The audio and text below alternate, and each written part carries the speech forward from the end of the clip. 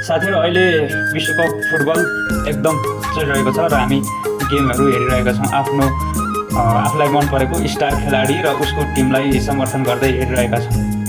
र कतिपय साथीहरू चाहिँ एकदमै उग्र भएर लाग्नुभएको छ क्या, त्यसरी लाग्नु पनि परेन।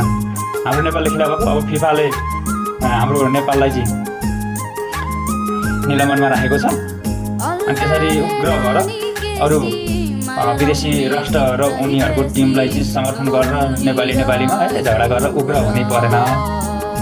र कुरा चाहिँ रह्यो यसरी विवाद गर्नुको कुरा चाहिँ के हो भने अब बेसी चाहिँ रोनाल्डो र मेसीमा को राम्रो नेपालको लागि, नेपाललाई कसले बढी सहयोग गरेको छ, अब त्यो विषयमा चाहिँ त्यो विषयलाई लिएर चाहिँ अलि बढी सामाजिक सञ्जालतिर चाहिँ टिका टिप्पणी गरेर उग्र भइरहनु भएको छ क्या। र मलाई एउटा जिज्ञासा लाग्यो र च्याट जेपिटीलाई सोधेँ, यो च्याट जेपिटीले के भन्छ, कसले नेपाललाई चाहिँ सहयोग गरेको रहेछ।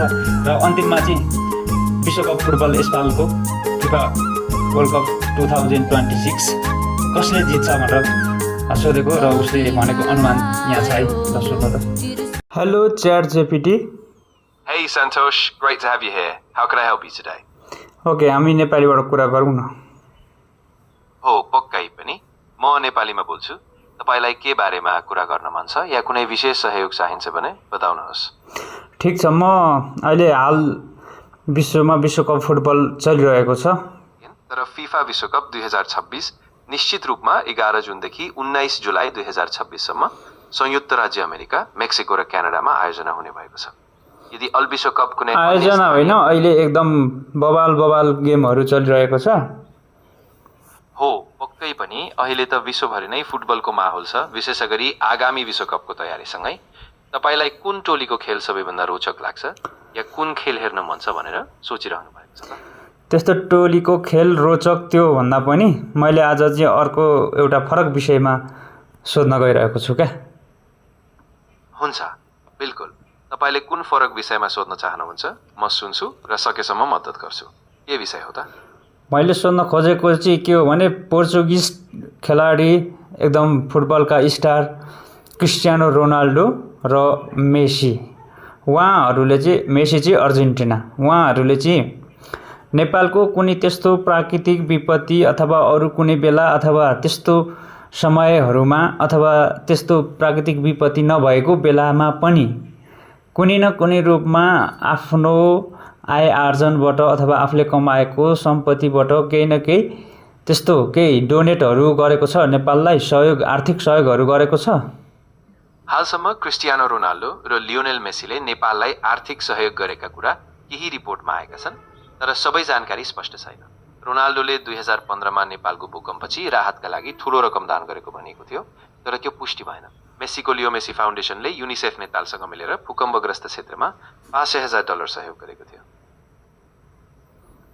रोनाल्डोले चाहिँ गरेको छैन त्यसो भए? हो, बिल्कुल। धेरै जानकारीमा भेटिएन र आफैले पनि त्यो स्पष्ट रूपमा पुष्टि गरेको स्रोत छैन। मेसीको बारेमा भने युनिसेफ मार्फत सहयोग गरेको जानकारी पक्का छ, तर रोनाल्डोको बारेमा अझै स्पष्ट तथ्य फेला पर्न सकेको छैन। भनेपछि नेपाललाई सहयोग गर्ने रोनाल्डो भन्दा नि मेसी चाहिँ हो? हो, अहिलेसम्म मेसी नै नेपाली भूकम्प पीडितहरूलाई सहयोग गरेको पुष्टि भएको उदाहरण जस्तो देखिन्छ। यद्यपि समयक्रममा यी दुवै स्टारहरूका अन्य च्यारिटी योगदान पनि फरक छन्, त्यसैले पनि ध्यान दिनुपर्ने हुन्छ। च्यारिटीहरूमा चाहिँ कस्तो योगदान गरेको छ रोनाल्डोले गरेको छ? केही स्रोतहरूले क्रिस्टियानो रोनाल्डोले नेपालमा 2015को भूकम्पपछि करिब 5 मिलियन पाउन्ड दान गरेको बताउँछन्, तर प्रमुख संस्थाहरू जस्तै सेभ द चिल्ड्रेनले भने यस्तो ठूलो रकम दान नभएको स्पष्ट पारेका छन्। त्यसैले अहिलेसम्म यस्ता दानको पुष्टि समेत भएको छैन, अल्दो उनले सामाजिक सञ्जालमा समर्थन भने जनाएका थिए। कसरी समर्थन जनाए? क्रिस्टियानो रोनाल्डोले 2015को नेपाल भूकम्पपछि सामाजिक सञ्जालमा सहानुभूति र समर्थन जनाएका थिए, जस्तै ट्विटर र फेसबुकमा पीडितहरूलाई शुभकामना दिनुभयो। तर उनले ठूलो रकमको आर्थिक दान गरेको भन्ने दाबी भने प्रमाणित भएको नै। यद्यपि केही मिडियाले $705 मिलियन दान गरेको रिपोर्ट गरेका थिए, तर सेभ द चिल्ड्रेनले त्यसको पुष्टि गरेन। अनि मेसीले? हो, मेसीले भने पक्का रूपमा लियोनेल मेसी फाउन्डेसन मार्फत युनिसेफसँग मिलेर भूकम्प प्रभावित नेपाललाई सहयोग गरेका थिए, जसले करिब $500,000 रकम जुटाएको थियो। त्यसबाहेक उनीहरूको च्यारिटीले विभिन्न सामाजिक कार्यहरूमा लगातार योगदान दिँदै आएको छ, जसमा नेपाल पनि समावेश थियो। अनि मेसीले गरेको फन्डिङबाट हस्पिटल स्वास्थ्य क्षेत्रमा लगानी भएको छ भन्ने कुरा के हो? लियोनेल मेस्सीको फाउन्डेसन युनिसेफ नेपालसँग मिलेर भूकम्प प्रभावित नेपालका क्षेत्रमा स्वास्थ्य सेवा पुनर्निर्माणमा योगदान दिएको थियो। फाउन्डेसनले 2008 अमेरिकी डलरको अनुदान दिएर 8वटा भूकम्प प्रभावित जिल्लामा 14वटा स्वास्थ्य सेवा केन्द्र बनाउन सहयोग गरेका थिए।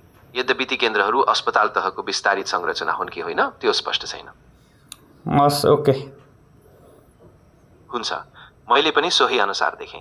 मेस्सीको फाउन्डेसनले नेपालमा स्वास्थ्य क्षेत्रमा सहयोग गरेको थियो, तर ठ्याक्कै अस्पताल बनाउने भन्दा पनि स्वास्थ्य सेवा केन्द्रहरूको पुनर्निर्माण र सुधारमा केन्द्रित थियो।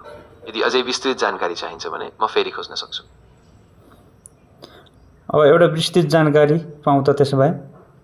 लियोनेल मेस्सीको फाउन्डेसनले युनिसेफ नेपालसँग मिलेर 2015को भूकम्पपछि नेपालका 8 जिल्लामा 14वटा स्वास्थ्य चौकी बनाउन 500,000 अमेरिकी डलरको कोष प्रदान गरेको थियो। ती स्वास्थ्य चौकीहरू प्रिफ्याब्रिक संरचनाहरू थिए र उनीहरूका लागि विद्युतीय ब्याकअप, पानी जस्ता सुविधा समावेश थिए। यद्यपि यी चौकीहरूलाई अस्पतालको स्तरमा बनिएको हो कि होइन त्यो स्पष्ट छैन र यो दाबी प्रमाणित स्रोतबाट पुष्टि भएको छैन। ओके, ठिक छ। यदि अरू केही जिज्ञासा या थप जानकारी चाहिन्छ भने म खुसी साथ मद्दत गर्छु। तपाईँलाई अरू के कुरा जान्नु मन छ? यसपालिको विश्वकप चाहिँ कसले जित्ला? अहिलेको अवस्थामा फिफा वर्ल्ड कप 2026 को विजेता अहिले पक्का भइसकेको छैन, किनभने प्रतियोगिताको विभिन्न चरणहरू जारी छन्। विभिन्न पूर्वानुमानहरूमा फ्रान्स सबैभन्दा अगाडि रहेको छ, लगभग 19% सम्भावना। त्यसपछि अर्जेन्टिना र स्पेन पनि राम्रो दावेदारमा छन्, तर अन्तिम विजेता भने अझै नतिस्केको स्पष्ट छैन। Okay, by by. ठिक छ, बाई बाई।